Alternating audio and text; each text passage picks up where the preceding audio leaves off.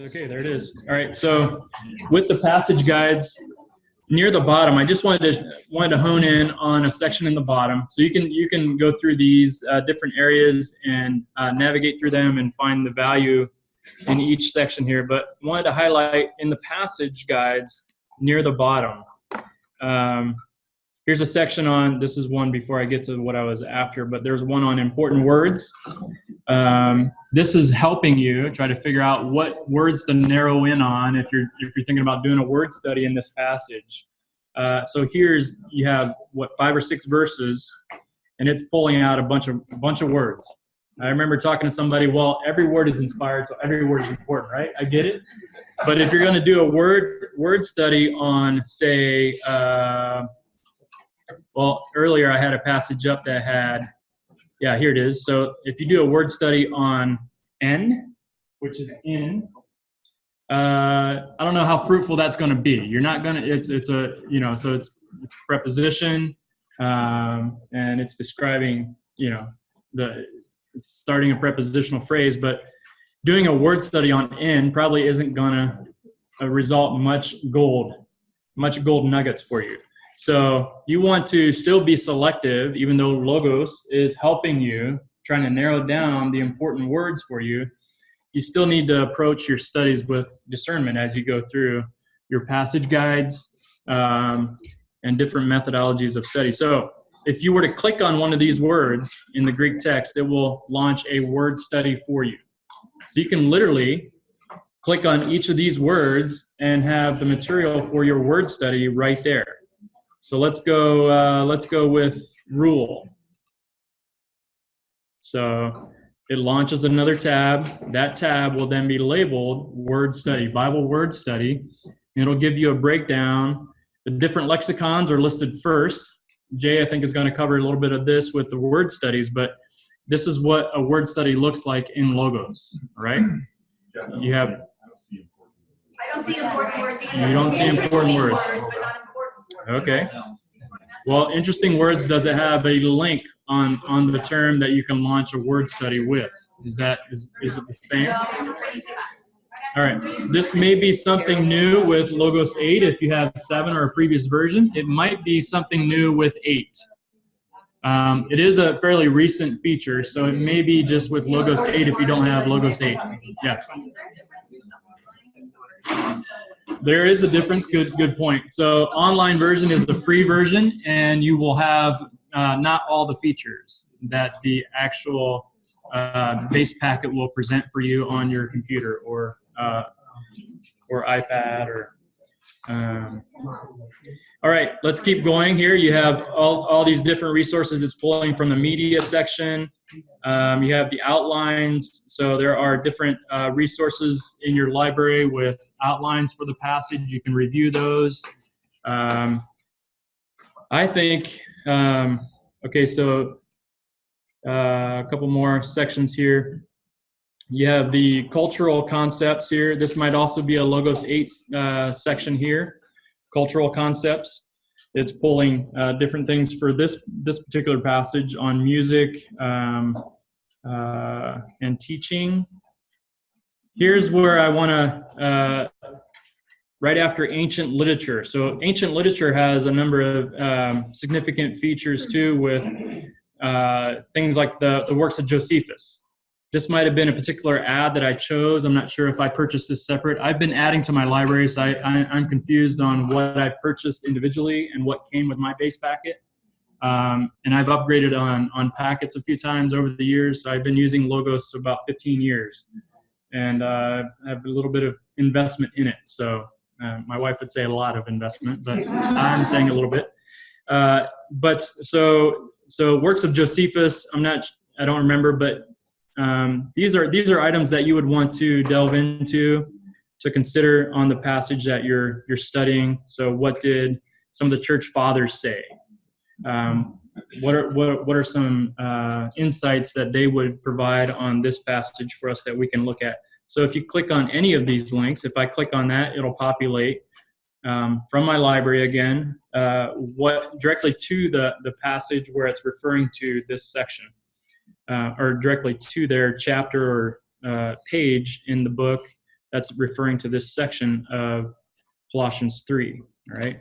So I'm just going to keep these tabs X'd out, though, so we have a clean layout to look at.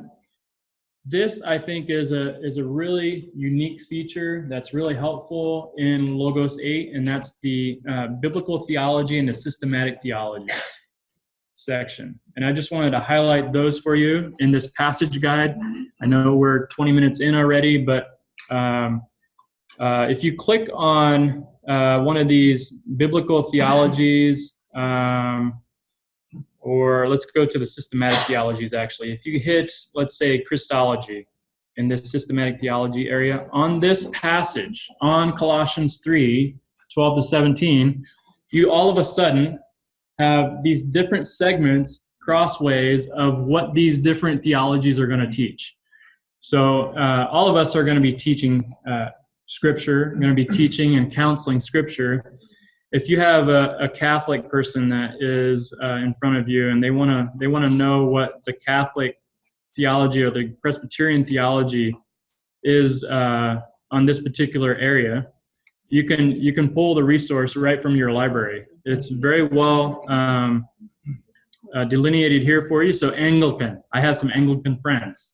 I don't know if you do, but here's a resource that is teaching on this particular section in Christology, has Colossians 3 referenced.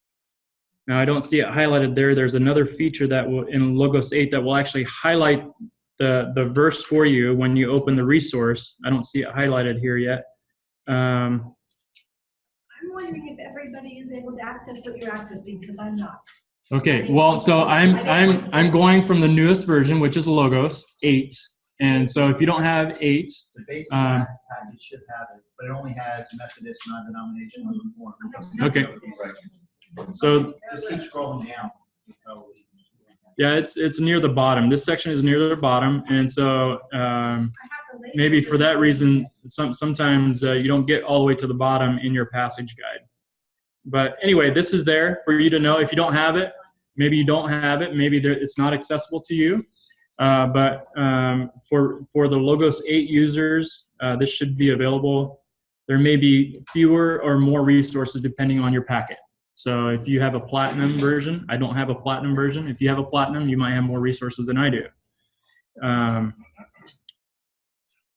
All right, and then you can keep going. There are, even in here in the sermon section, you see Spurgeon and Chrysostom and Luther I have some resources on them, so it's pulling from their sermons, so we can glean from what they've said on this passage. And then it's pulling even from Faith Life. Those who have uploaded their sermon outlines on Faith Life, you can see contemporary sermons that have been taught recently on this passage. Now, there's a huge caution, obviously. You need to be careful. And so a lot of Logos is that way. You still have to go into Logos with the sermon. They're not going to be accurate on everything. They have a wide variety of doctrine. So you just need to approach it with the sermon, right? And so anyway, that's all I wanted to really focus on, just giving you a brief overshot of the passage guide. Let's go ahead and open another guide here real quick. Let's hit the exegetical guide, all right? And I just want to highlight the difference in these because you might be prone to one or the other. Hopefully by the end of the program here, you'll be prone to this guide versus the passage guide first. So hopefully you're going to jump to exegetical first. For obvious reasons, we want to get the meaning of the text out of the text and not eisegete, but exegete. And so eisegesis would be us importing our ideas onto the text and then teaching that versus getting the meaning out of the text. And so exegetical passage is going to focus on language. And the majority of this guide will then be, so let me just close out the other side because we're done with the passage guide. Now the exegetical guide is going to focus on grammar.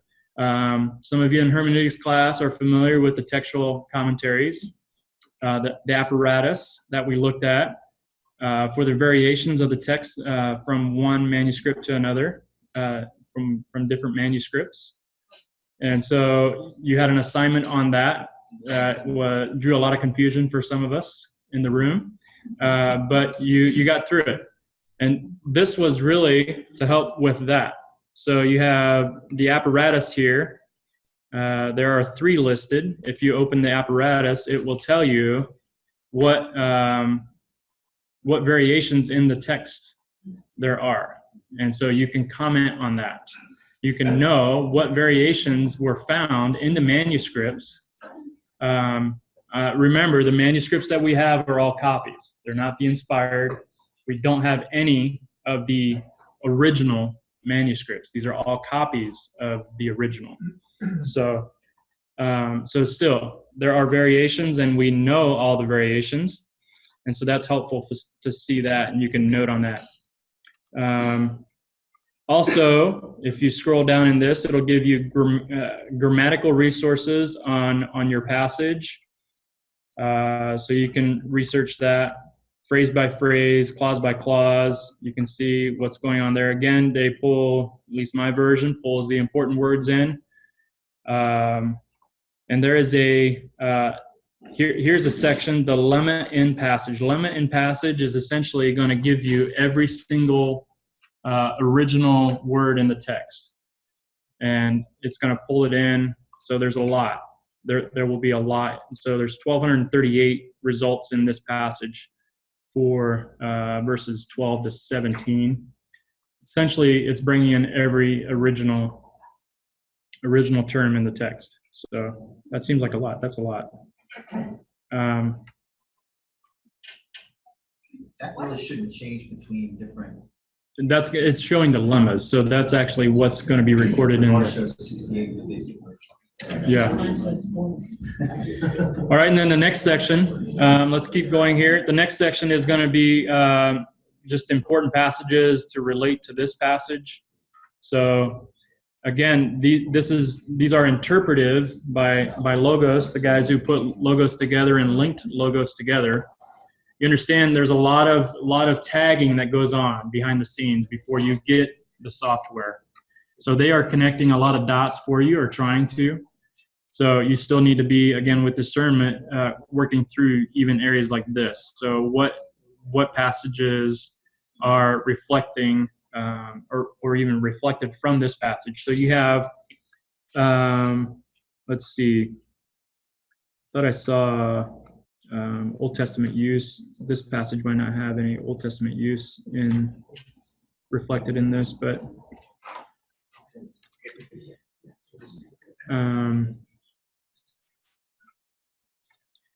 let's see. All right, so with this, references of all types, all passages. Okay, so it's showing you different passages in the New Testament that are comparative to Colossians 3:12 to 17. I'm not seeing the Old Testament passages, which is what I was interested in to show you, actually. Yeah, I don't know what this passage is. Yeah, it probably doesn't, so no illusions. But then again, this one is also showing the apostolic fathers, the different resources there. So it's getting more into like the passage guide essence of having a broader search on your library. But anyway, you should become more and more familiar with your exegetical guide. So I just wanted to open that, and I know we can't spend our whole time. And again, I mentioned to somebody earlier, the areas that we're covering today, for the most part, are going to just be kind of a brief overview to kind of get you started navigating. Many of us in the room are new to Logos, so you're just learning to navigate it. We could spend the whole time on this, on just the exegetical guide. We could spend the whole time on searches alone, but we want to kind of broaden the scope today just to get you familiar with other tools as well. So there is one other guide I just wanted to show with you, even maybe more briefly, and that is the Expository Sermon Preparation Guide. If you type in a passage here, and we'll just stick with Colossians 3, 12 to 17. it's going to give you a basic layout on how to approach, how to study any particular text. And so they do a pretty good job. I went through an exegesis course at the seminary, and our exegesis prof gave us a similar layout to study and approach the text. So going through a text, of course, yeah, you want to start with prayer. You want to prepare your own heart for what the text has. And so it gives you, I think, 8 or 10 points here to work through. 9 points. Yeah. All right. And it actually looks really good, the way they have it laid out. If I were to change anything on this, it would probably be, the commentaries should probably be further down. So they have commentaries like on the the fifth step. We would probably suggest that you try to outline the text yourself. And maybe even,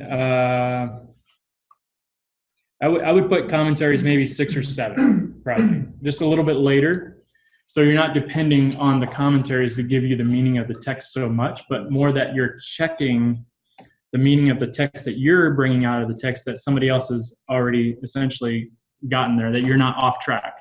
So you want to check. You want to use your commentaries more as a check, a theological check that you're in the right direction for the text, what the text is teaching. But hopefully you're able to dig in the original text, you're in the original language at some point to extrapolate the meanings of the text and come up with your outline on your own prior to getting to the commentaries, if that makes sense. Is that maybe an 8 as well? What's that? Is that maybe an 8 as well? I don't see that. Yeah, there's an 8 here. So develop your sermon. Oh, Logos 8, yeah. This is only Logos 8. Yep. So each segment here has a section. What was that? Well, this one is an 8 too. Like I updated. I had the basic package from last year. And Okay. Updated to 8, but that's not showing. It's not showing up. Maybe something I have it. purchased. You have. I have the basic A. I can see it. You can see it. Yeah. Okay. So some of you are able to see it and some are not. That's interesting. We'll have. We don't know how to add all those things. It should be in the basic guides tab right at the top. So I have them listed at the very top. You open the guides tab, and those passage guides and the different, this expository sermon prep is right there with the guides. You don't see it there. Okay. We'll have to look into that. I'm not sure why it's showing up differently for different people. So yeah. I have a few things missing in my small customer service, and what happened was it was interrupted with loading new. Okay. updates. Okay. So maybe it's just an update factor where you need to update what you have. So maybe that's it. And on your sheet, I compiled a number of different contacts for customer service for Logos. They are really good with customer service. If you haven't called them, they actually do get back to you. They want to help you. They have a good team, good support team.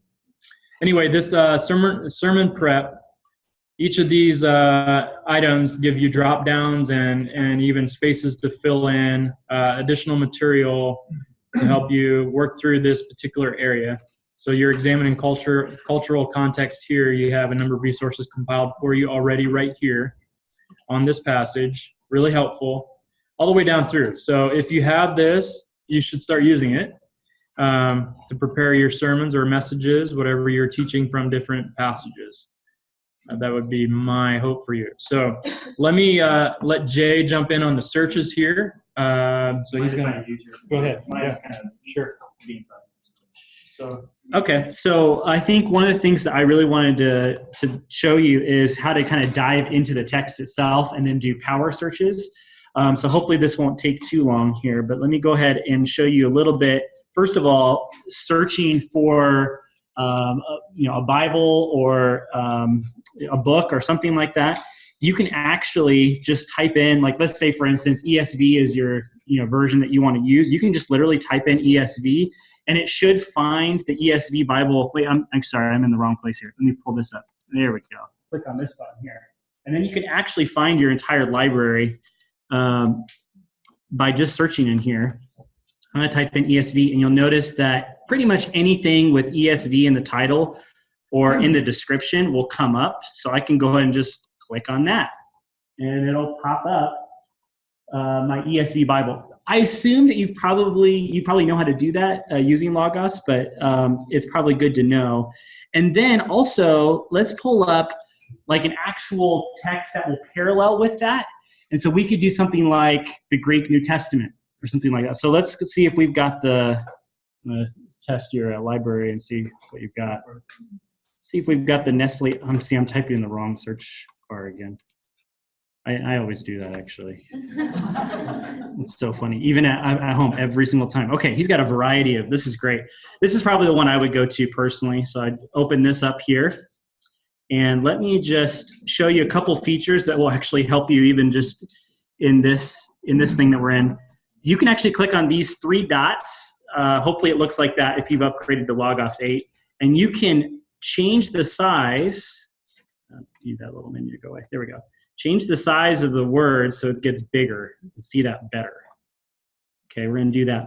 The other thing I'm going to do is I want to link these two together so that the Greek and the English will scroll at the same time as I'm moving through one of them. Okay, and you can do that by just linking them to the same letter. So I'm going to link this one to A, and then I'm going to link this one to A as well, like this. And so now, let me actually change the size on this one as well. It'll make a little bit more sense. Where are you? You're at the, What was that? where are you? You're clicking at the top. Yeah, I'm clicking at the top. There should be like 3 dots. Now, if you're not quite on the newest user interface, it will, it might look a little bit different. There might be a tab up there that you would have to click on. And it's necessary to add that look like that. You gotta add that, right? You have to probably add that because you probably don't have that. You might have another Greek text though. You might be able to type in Greek or UBS. You might have the UBS Greek text. So you can pull that up with me and follow along. Okay.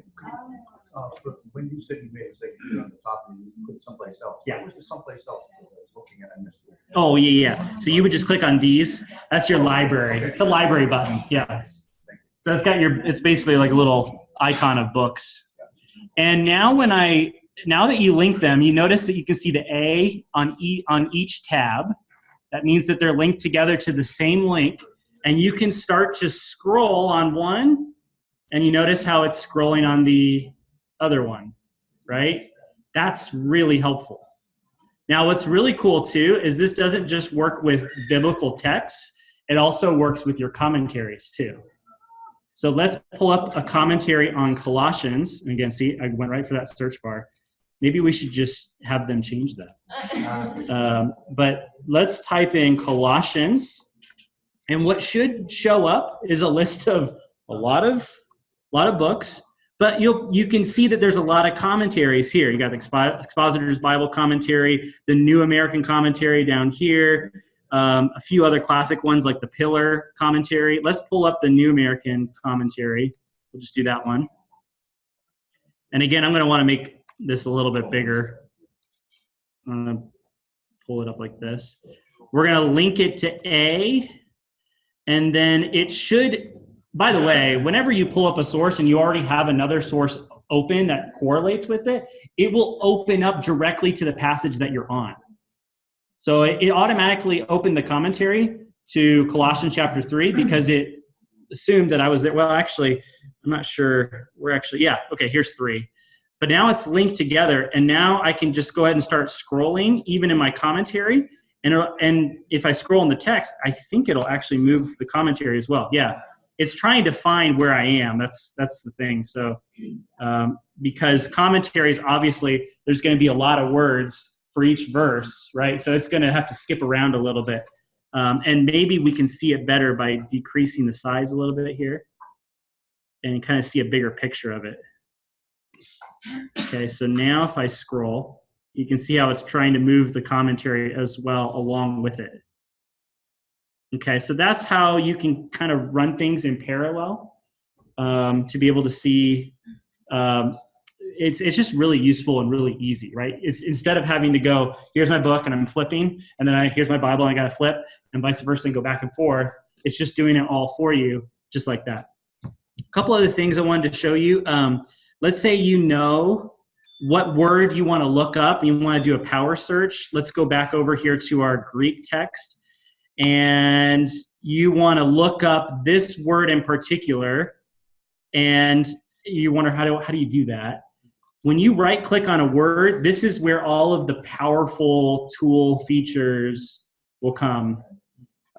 And by the way, I have no idea what half of these do. So literally, I am an amateur as I'm talking to you about some of this stuff. I'm like, I don't know what it does. And if I get anything wrong, just please let me know, because again, I don't know everything that's going on. But By the way, he's not an amateur. He has a THN. yeah, I'm an amateur in Logos, though, that's for sure. One of the things that I like to do is look at a morph search. Morph search takes the word, it deconjugates it, okay? It deconjugates it. You're like, that's a big word, and I don't want to know what that means.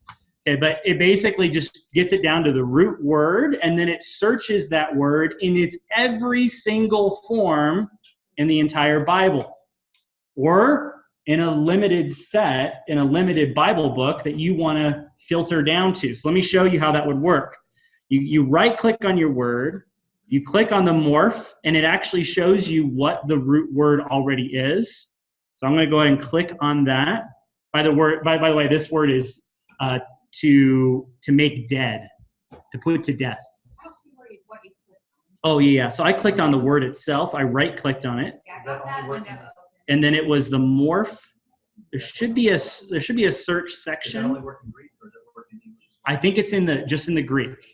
Should be just in the Greek, because English is different, because it's not going to distinguish between the roots as much. I'm not sure there's a Greek in the basic passage.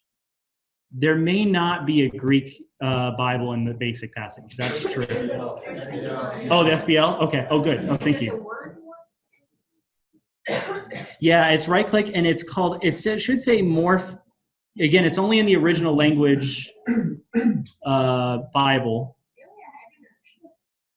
You did in English too? Yeah. Oh, good. Maybe it is. See, again, I don't know half of what's going on in this Logos, so that's wonderful. So, and when you click on it, and we can look at yours individually later. If you guys want to write down the issue or the question, we can always look at it. But I'll kind of move forward here. It gives, basically what it's doing is it tells you what it's doing up here. Looking at all morph text in all passages in the Nestle Allen Greek New Testament 28th edition. In other words, it took this resource that I clicked from, and it assumed search this Bible, which is not the entire Bible, right? Just realize that. It's the New Testament, okay? So it's just searching this New Testament, and it's looking in all passages. But you can change that if you want. You can say, I don't want to look in the entire Bible. I just want to know, how does John use this? I don't think he uses it at all. So 0. Okay? Doesn't use that word. That's good to know. How does, let's say, the Gospels use it? I don't think the Gospels use this word either. So none. But maybe, let's see. How about 1st and 2nd Corinthians? Does Paul use it in any of those? No. So it's kind of giving you some standard books, I guess, that you would search in. But you can actually type it in, I believe. You can just do Colossians. Yep. And I wanted to see Colossians. Does he use it any other time in Colossians? No, it's the only time he uses it in Colossians. Or let's just go back to, I wanted to do all passages. How do you go back to all passages, I wonder? Actually, I don't know how you go back to all passages. Oh, there it is. It just appeared. Okay. All right, so it's used 3 times. Romans 4 by Paul, Colossians by Paul, Hebrews by maybe Paul. Who knows? Luke. Oh. All right, so that's how you find that. And basically, it gives you, this is kind of cool too. It's kind of helpful and not helpful because you only see part of the previous context, but it gives you the words that lead right up to the word. Then it gives you the word here, and then it gives you the words right after the word.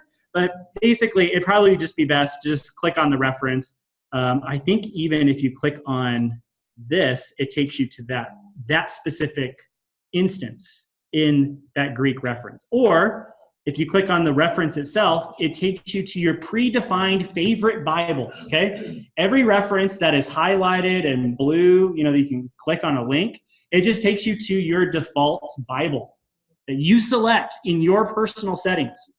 And I don't know how to do that. I've done it before. I don't remember how to do it. But you can go to your personal settings. We can figure that out. Hopefully I'll have time to show you. Yeah. I'm sure Jeff knows how to do it. Yeah, that's great. But if I open it like this, it took me to the English Standard Version. I think that's because that's Jeff's default Bible, okay? That's how you do it. So that's kind of how you do some of those power searches. There's a lot more that we could obviously cover.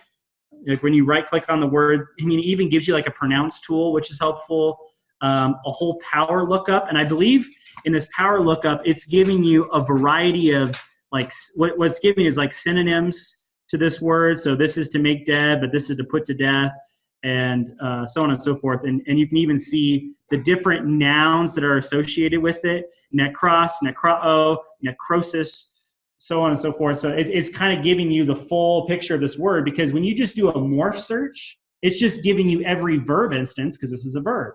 But what if you want to get synonyms of that verb? What if you want to get nouns that are associated with that verb? You can do that with a power lookup, which is helpful. And I don't think I've ever even done that before. I literally, this is the first time I've ever clicked that. So see, so it's not that bad. You can kind of figure it out as you go along. And then you're like, well, what if I don't know the Greek? Well, just learn Greek and then you're good. So that's what I would say. No, but again, that's why Logos is here, is to really help you with that. Because even if you scroll over your word, see at the bottom, it's, oh wait, you can't see it. Why is that? It doesn't show. Oh, that's bummer. Well, on mine I can see it, and you can see it probably on yours too. If you hover over any English word, it will give you which Greek word it associates with. And then it'll actually parse it for you, which is the bane of every seminary person's existence. And then it gives you even the Strong's number that you can find. And you don't have to go and look up a Strong's book anymore. You can just use your Strong's on your Logos, pull up Strong's, go ahead. And then you can try to, I don't know if it'll link or not, but you could try to link it and see if it'll work. Otherwise, you could search in Strong's and find your word. Can I ask you a quick question? Yeah. Can you walk through is there a place on Logos where if you just want to look up like a 3-minute video on a certain topic, like I want to do a word study and I want Logos to show me really quick how. Right. Do they have? They do, You yeah. guys have like sent the little videos sometimes, the tutorials, but then Yeah. sometimes with the assignments they don't have the tutorials, Oh, and I want to look up the Logos. yeah. Because I need to know Yeah. quickly how to do it. So that support link on the side of your handout is Yeah. support.logos.hc, I think. Yeah, .com, so yeah. Yeah, the tutorials that they have for Logos 8 is on that link. Where is it? The On the side website. there. Website on the left. Okay. Yeah, so go there, you'll find much. Okay. Logos, I think Logos has a Search gazillion. function on that. Yeah. Yeah. That's really helpful. I think Logos has a gazillion videos. And so I think that Which might be overwhelming. Yeah. You know? that's the con of it. I think the pro, yeah, it's really thorough. I think the issue is just finding what you're looking for. Right. Yeah, and I think, you know, it can be helpful where we might be able to add videos in the future for those assignments that don't have those. But again, that is available on Logos if you look for it. So yeah, I think we're running out of time. So let me go ahead and pass it back off to Jeff. Sure. If there's any other things you want to chat, I know we've got other things on the agenda, but that's kind of the power lookups. So cool. Yeah, Jeff, will we have time for you to show us quickly how to look something up in the journal? Yes, good, and I'll actually show you. I'm going to try to save a couple minutes at the end. So if you have questions building up, you can ask them. Hopefully at the end, and we'll try to address some of those at the end. Let me show you now. I want to show you how to personalize your logos. All right. So we're gonna X everything out. The way you do that to get a clean slate again is this top right button with the X on it. it takes everything off. So you click that, gives you a clean slate. Closes everything out for you. All right. I didn't know that. Yep. So it closes everything out for you, wipes it clean. That's so cool. Let me show you how to bring up a new workspace or layout. They call them layouts. All right. The button right next to that button is your layout button. All right. You open that. Logos 8 has a bunch of preset layouts for you. So let me jump right on what Jay was talking about, even just with a Greek word study here. Click the Greek word study and it'll have a pre-formatted layout for you. So it shows you a word study. And with this, I believe if you click on a word. I love how it starts on the word logos. Yeah, right? So they have these linked together already. So you see the A at the top right. That's how you know right away that it's linked with another tab. It's linked with the ESV. This Greek lexicon down here, BDAG, which is an extra purchase. The BDAG and Hagelot usually come together. It's the Greek and Hebrew, one of the best lexicons you can purchase. So if you're in the market for lexicons, BDAG and Hagelot is a package that Logos offers, and you should consider that if you're looking for lexicons. These are good. Anyway, so this is a preloaded layout or workspace, right? Now, here's the power of this. You can name your layouts and come back to them whenever you want. I have many layouts. I'll pull up the list here. Look at this. So these are the preset layouts. The quick start layouts are right here. These are produced by Logos. All right, so there are a number of here. Actually, let's load the Psalm Explorer one. This is actually a really cool feature in Logos. I think it just recently came on. It might be a Logos 8 feature, but the Psalm Explorer does some really cool things with the Psalms. If you go and clear, let me see if I can do the overview of the Psalms. It truncates the Psalms together in different groups, all right? So we know the lament Psalms. Sorry, I guess you have to get Logos 8, or I don't know how, or what happened. Oh, yeah. So this is the lament Psalms. You can see all the lament Psalms there. So praise Psalms, trust Psalms, royal Psalms, Thanksgiving Psalms. Now let's click on one of these, all right? It opens the Psalm. Let's just go back to Psalm 1 where we were. Here, this Psalm Explorer, all I did is click on a number in those bubbles, and it pulls up your Psalm. Here it gives you a different layout to help you see or visualize the text. You unclick the parallelism, and it takes a little bit of annotation out. So with the parallelism button on, it shows you these A's and B's, which they're comparing or saying that it lines up as, as a parallel, part of the parallelism. If you remove the structure, it brings the verse, everything out even in the margin. But if you turn all these on and turn on the Hebrew, you can see just from a visual, you have a different visual of the text. And with parallelism, it's always working. Well, parallelism is one thing, but if it's a chiasm, then obviously the main point is the center point that the author is trying to make in Hebrew. So anyway, different ways to analyze. I just didn't want to spend much time. I want to show you the different layouts more so than what this actual tool offers. But yeah, the first, someone asked how you get to all the little bubbles. You get the overview about. Yeah, overview. So overview at the top right here. Overview about. That brings all the Psalms together in this Psalm Explorer. It's a tool in Logos 8 just called the Psalm Explorer. All right. All right. One other real quick with the layouts. I have many layouts here, and the way you do that is you see this right side column. So I'm in this button right here. You click on the button. You have two columns. This right side column is constantly constantly updating. So when you switch to a different layout or you close the program, it captures what you did last.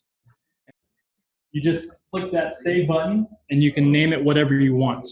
So we're in the Psalm Explorer on Psalm 1, all right? Or we can just name it Psalm 1. How's that? All right, you hit save, hit enter on that, and it'll show up on the left side in your saved ones. So let's see if it's there. Here it is, Psalm 1. So that's where you go back and find it. Now, I have ones in here from years ago that I haven't touched for a long time. Let's see if it still comes up. Schizophrenia. Here's the one I was doing a study on schizophrenia. I pulled a few things together. Yeah, right? So here you go. It's pulling up, and I figured essentially it was going to be the JBC articles, but there might be a few other ones here listed. But this is something I haven't touched for a long time. It's still there. So get that. You're teaching through, maybe in your Bible study, you're teaching through some book. Maybe you're preaching on another book, and maybe you're counseling on another topical study or something that you're working through. You can save them as different workspaces, different layouts, and come back to it whenever you want. All right. And I can pick right up where I left off. I don't have to open a single page. I don't have to open a single book. I don't have to open a single search. It's all right there, right? I can come back to it. Yeah. Does this randomly take snapshots as you go? It does. Like I said, so they have defaults set up where when you close the program, it'll take a snapshot. And so that prompts another one of the items that I had. Let me go to the library. Yes, library. No, let's go there later. Let me close out what we have here. So clean slate. Tools and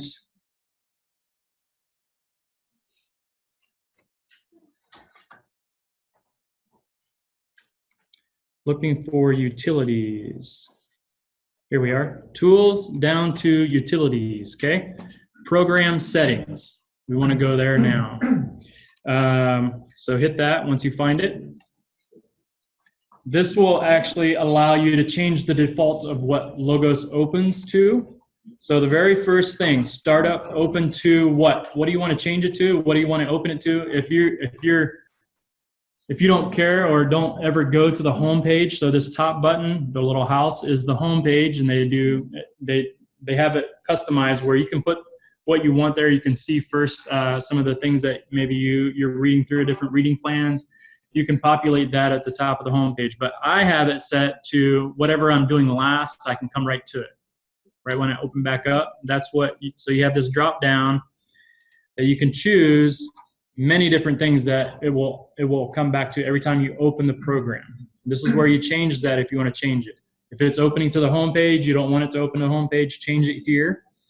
So you can change it to most recent layout or most recent layout any or local.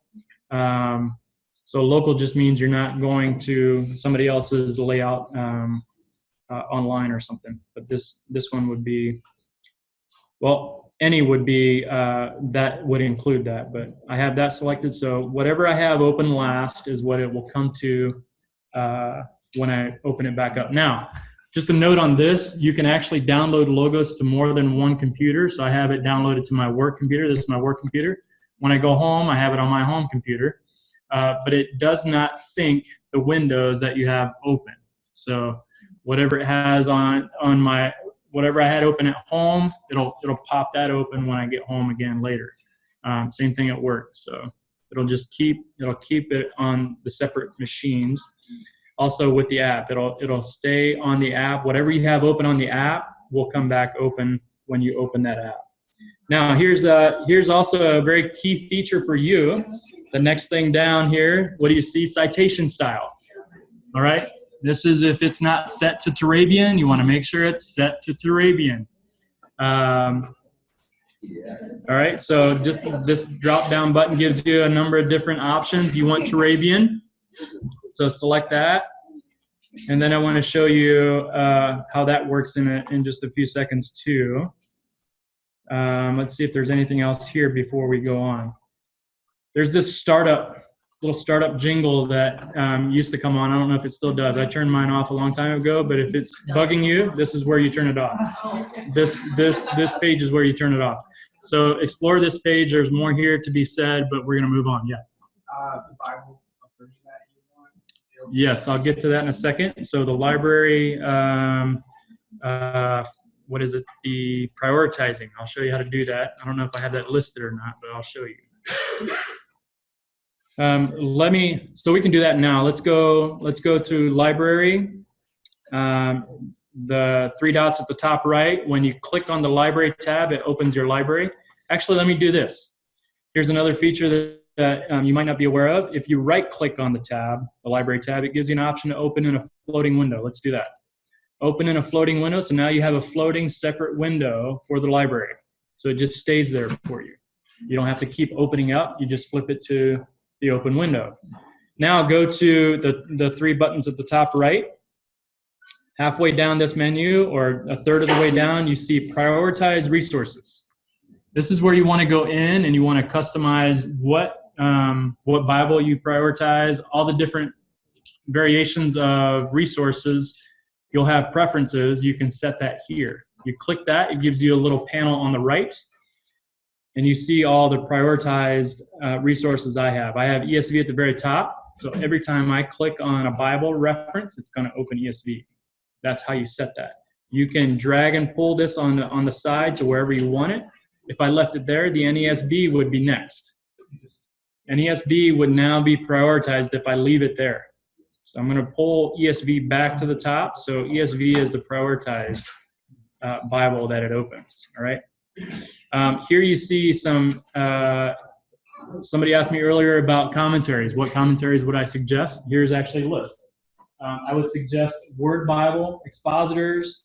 The ones that you see listed here are the ones that I either, so I've prioritized these. So these are the ones I use regularly. The NAC is helpful. The EEC, these are actually additions to my resources.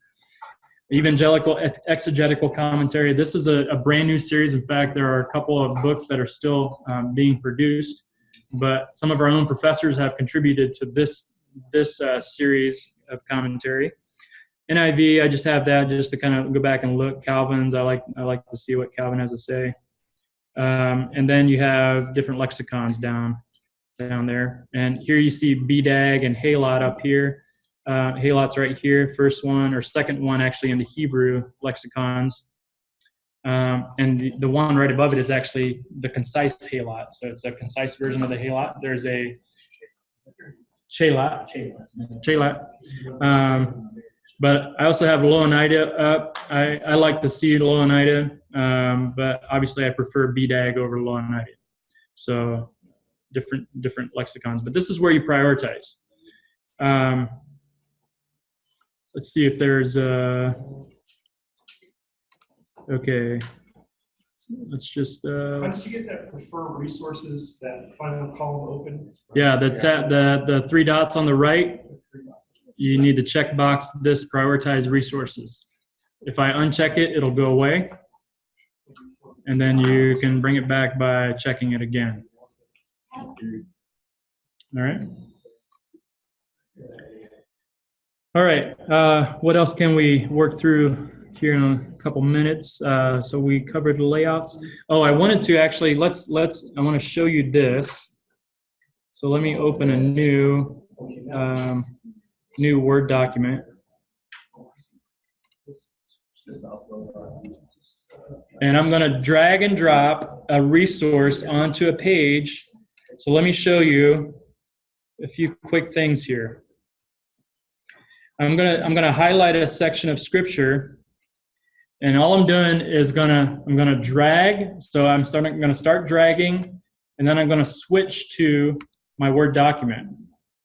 All right, and I'm gonna drop it, and it's gonna copy and paste it onto my Word document. And guess what? The footnotes are there. The footnotes are there. But let me grab a different resource now. It's not showing for them. The reason why is because we need to share this screen instead of that application. So share the screen. Yeah, so it's okay. Yeah, we just need to switch to share. Yeah. Where is it? You're in Zoom. Okay, yeah. So go up to the top. I think that's on the bottom. I can't get the New share. There we go. share. So these are all your screens. So we want to share your screen. That's perfect. So what's this one though? That's the application, so it stays on the application. So if you want it to move with, Oh yeah, got it. yeah, with you, yeah, Got it. okay. You can exit that. Yeah, it says Oh, leave meeting now. minimize it then. Yeah, there we go. Okay, so now you can see that the Word document has the passage there with the footnotes. The other thing I wanted to show you real quick on this guy was if you open a different resource, and I have quick tabs at the top. By the way you have quick tabs at the top is you just drag the tab up to the top. And it'll populate your book or wherever you left off in that book at the top. All right. I pulled up MacArthur's Systematic Theology here. Let me pull a segment of that text onto my Word document to show you the footnotes for it, if it populates here. Oh, I did, yeah. So let's redo that. There we go. So now the very bottom footnote has MacArthur's Systematic. But even though I have Turabian selected, guess what? It's not exactly the way it should be. You're still going to need to make some adjustments. So for one thing, it's not tabbed in. It needs to be tabbed in. Always needs to be 10 point times New Romans font, et cetera, et cetera. So you'll have to double check. It's not perfect, but it should get you close. All right. That's the trick with that. There's a lot more I wanted to cover. I didn't know how fast we could go through. We had a little bit of hang up, but are there any questions that on the things that we covered? The one thing that I mentioned was to upload notes onto Logos and search. Yeah, I had that. You know, that's under personal books.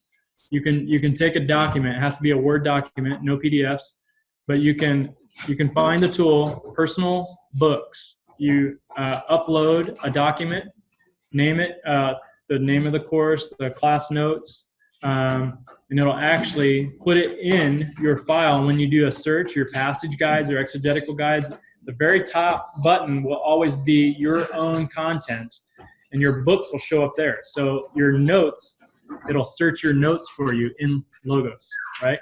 So very cool feature. What else? Canvas. This is not the Canvas from TMU. It is a separate tool in Logos that is actually like a wide page Bible, wide margin Bible. And we have a couple minutes, so let me just go there. So your next class is not going to start till 2. We had the profs hold off until 2.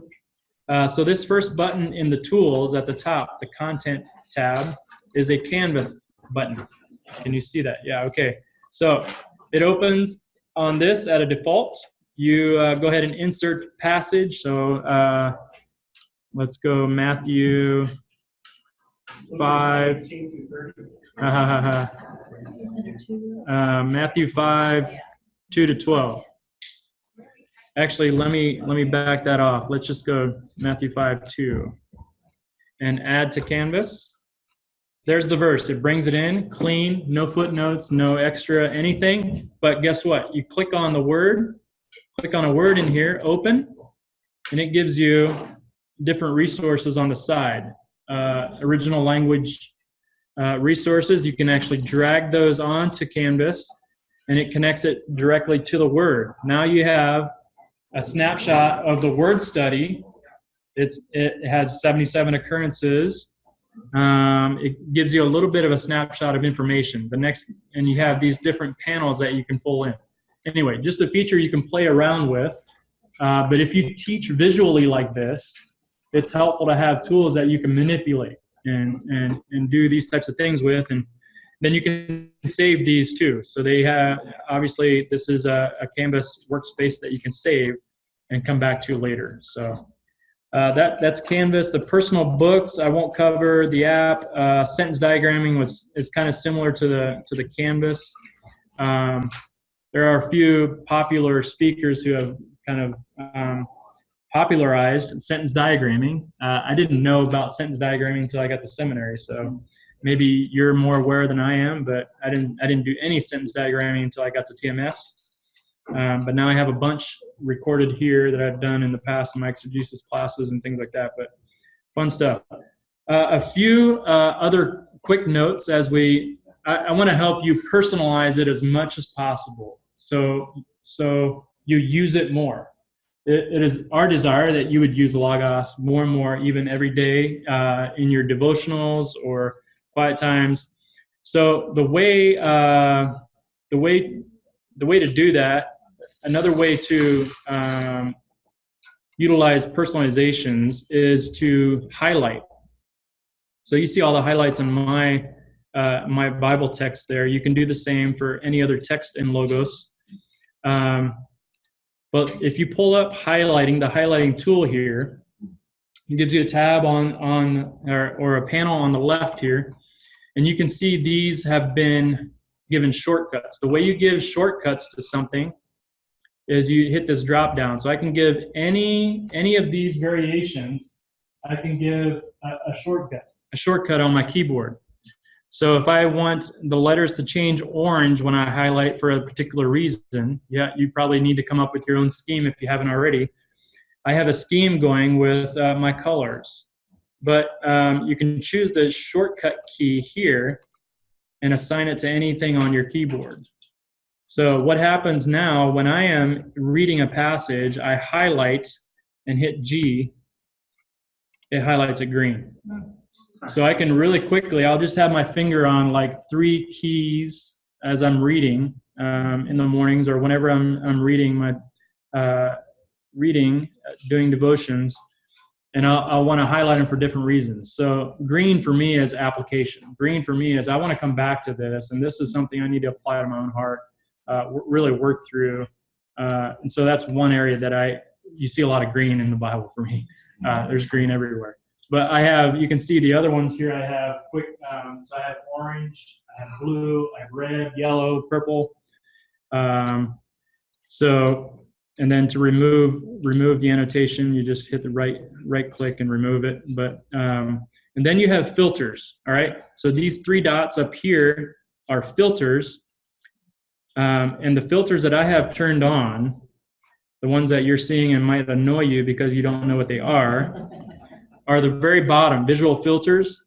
I have Greek conjugation, Greek infinitives and participles, and Greek verbs and imperatives marked up here. So right now you don't see, here's the red squiggly boxes. Red squiggly boxes for me denote imperatives. So I'm reading a passage and come to a passage like this, blasted with imperatives. I'm going to say, oh, okay, let's slow down. Let's look at these, right?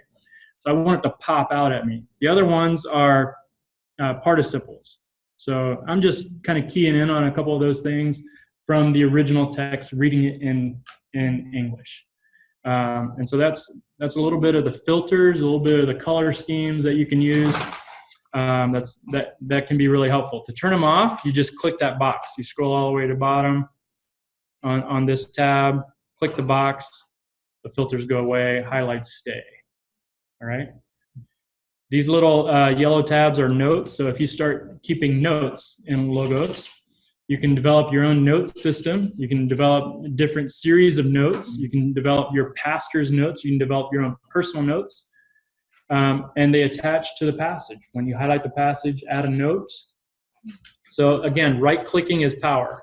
Right-click, add to notes. Add a note. Add a clipping. Clippings are very powerful if you're doing book reviews. You can start a clipping and literally drag and drop, and it'll keep the pages for you. Now, here's another really cool thing. One more cool thing, and then I'll let you go here. I know we're starting at 2 here. Let me pull up MacArthur's systematic again. I want to show you this on the way out. you can actually, no, it's not in that. Let me go to, so the top here I have, you have a concordance feature, okay? This is actually pulling words for the whole entire ESV all in one concordance window for you. Has every single word. If you decide to do it on a different book, you can do it on a different book. So I can use the systematic theology, do a concordance on MacArthur's systematic theology. That's what this is doing right now. So it has the whole book, every word logged here, and it gives you a count. So he has 253,000 words in that systematic theology that you have to read for this program. And the other thing I wanted to show you, though, on this is that you can actually, no, I can't find it. Where is it? Let's go back. Oh, it might be in this tab. So when all else fails, no. I guess that's my cue to stop, right? There's a way you can actually filter only the highlighted sections. So it literally will truncate all that you thought was important because you highlighted it as you read it, and it compiles it all really succinctly for you. I think it's in this concordance feature, but it may or may not be. Another, while I'm here, you see page numbers. That's also found in this this item right up here. Show page numbers or take them off. So now you don't see them. When you click the box, they come back. So you have page numbers that you can have showing as you read through it. Anyway, it's 2 o'clock. We need to stop. We can have more later, maybe. Everybody needs to ride the LAX tomorrow morning. There you go. Rides to LAX.